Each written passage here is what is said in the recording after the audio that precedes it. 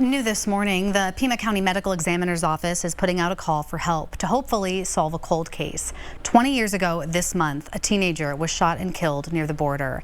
Now, genealogists think he may have family in Tucson, but they told me we may never figure out this boy's name unless his relatives come forward.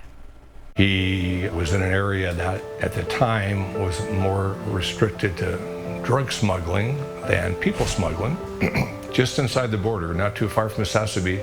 Forensic anthropologist Dr. Bruce Anderson at the Pima County Medical Examiner's Office says over the years they've learned few details about the teenager known as Sassabee John Doe.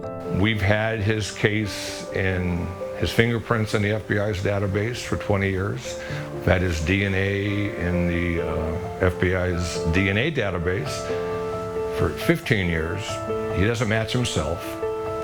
Too young, probably. His body was found just a few days after he was killed, and the National Center for Missing and Exploited Children was able to create this rendering of him. He got sideways with somebody, and somebody put bullets in him, and either killed him there or dumped him. That area is not too far from a dirt road. He was 5'8", thin, wearing a blue sweatshirt, green jeans, and red high tops, holding 2 red beans with black marks in his pocket, a good luck charm for members of the Yaqui tribe. An investigative genealogy group called Moxie took up his case and found his DNA is more than 50% Native American, with ties to Sonoran, Mexico, and Tucson. When Moxie uploaded his genetic profile to a public database, it led them to a distant cousin, Melissa Stevens, who never even knew he existed. He looks like my family. He looks like my brother, which was very jarring to see.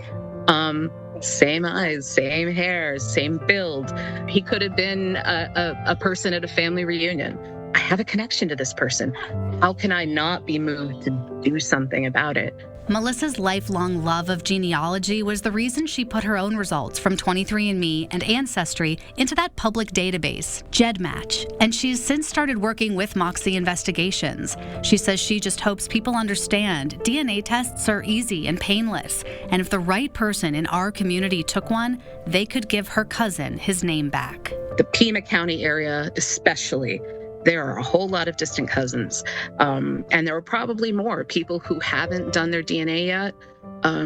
He could have siblings. He could have second cousins. He could have people who are a lot closer than I am walking around out there. Until that DNA match comes, the remains of Sassabee John Doe sit at the medical examiner's office, unclaimed and unidentified, waiting for a connection to bring some answers. If we could give him his name back and have his family be aware of that and come to our office at some time and claim his ashes, that'd be a good thing. Well, Dr. Anderson says it's not uncommon for family members of young men, especially when they're the victims of violence, to never come forward, often out of fear. But if you think you might be related to this young man, you can reach out to the medical examiner's office, or you can go the route of taking a genealogy test and then uploading your results to genmatch.com. I do have more instructions and links to make that easier on our website. Just look for my article on kgun9.com.